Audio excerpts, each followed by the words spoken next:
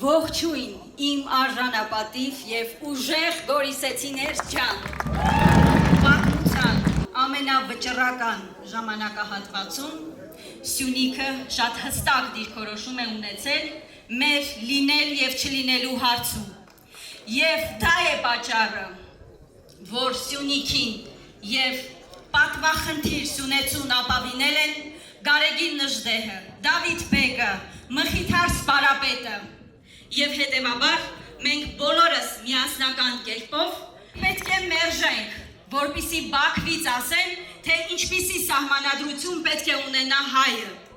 Մենք պետք է մերժենք, որպեսզի Բաքվից ասեն,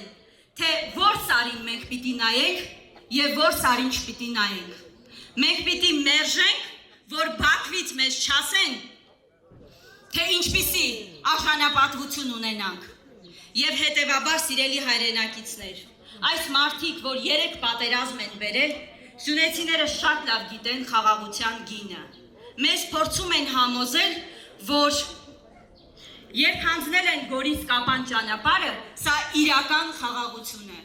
Ուզում են մեզ համոզել, որ թշնամուն բերելով ընդամենը մի քանի կիլոմետր, այստեղից երևում է, հասցնելով Սյունիքի բարձունքներին, բերելով մեր սուվերեն տարածք, մեզ ուզում են ապացուցել, որ սա իրական խաղաղություն է։ Մինչդեռ իրական խաղաղությունը չի լինում անընդհատ զիջումներով։ Սիրելի հայրենակիցներ, մենք ուժեղ Հայաստանի թիմակիցներով եկել ենք այսօր ձեզ եւս մեկ անգամ ասելու, որ Հայաստանը այլևս թույլ չի լինելու։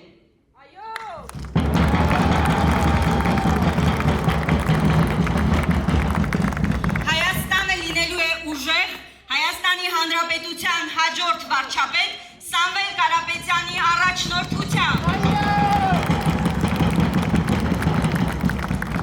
Ում շնորհիվ մենք այլևս չենք լինելու պառակտված, մենք լինելու ենք միասնական եւ ունենալու ենք արժանապատիվ խաղաղությամբ ուժեղ Հայաստան։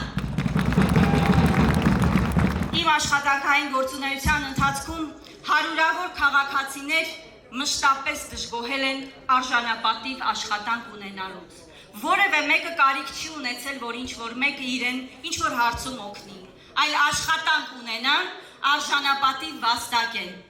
Ինչ է առաջարկում ուժեղ Հայաստանի ուժեղ առաջնորդ Սամվել Կարապետյանը, 300,000 նոր աշխատատեղ։ Հենց սրա մասին է 300,000 աշխատատեղի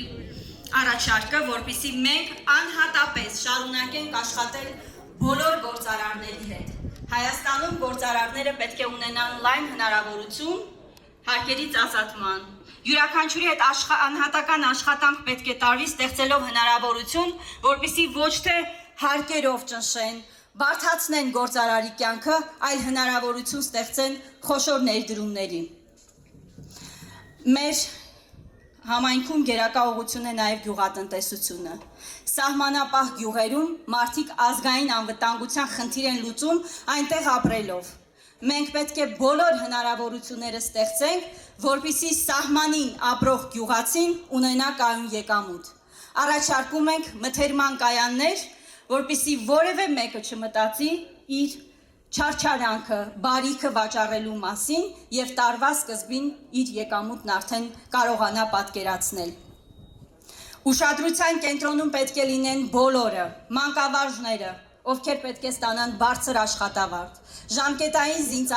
զինծառայողները, ովքեր պետք է վճարվեն պարտադիր։ Ուսուցիչների մասին խոսեցի նաև բժիշկները, որ պետք է արժանապատիվ աշխատանք եւ վաստակ ունենան։ Մեր հասարակության մեջ ամենամեծ աջակցության կարիքն ունեն նաև հոգատարության աջակցության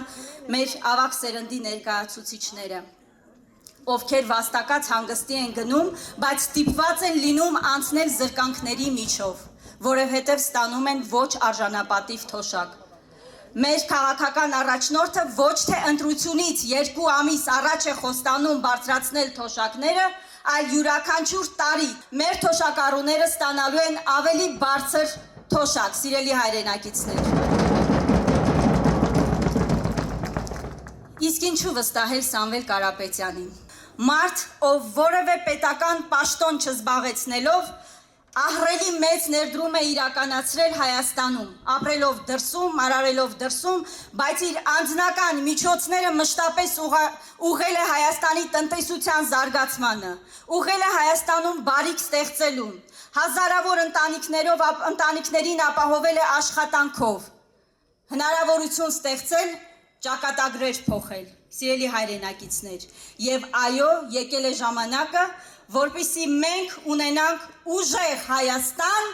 ուժեղ առաջնորդ Սամվել Կարապետյանի հետ միասին։